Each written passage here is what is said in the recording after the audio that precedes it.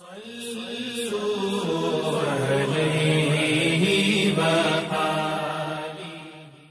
اللہ الرحمن الرحیم۔ صحیح بخاری حدیث نمبر 530۔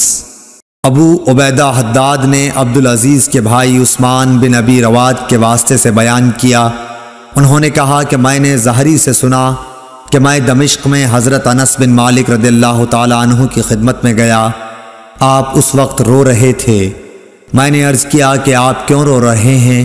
انہوں نے فرمایا کہ نبی کریم صلی اللہ علیہ وسلم کے عہد کی کوئی چیز اس نماز کے علاوہ اب میں نہیں پاتا، اور اب اس کو بھی ضائع کر دیا گیا ہے۔ اور بکر بن خلف نے کہا کہ ہم سے محمد بن بکر برسانی نے بیان کیا کہ ہم سے عثمان بن ابی رواد نے یہی حدیث بیان کی۔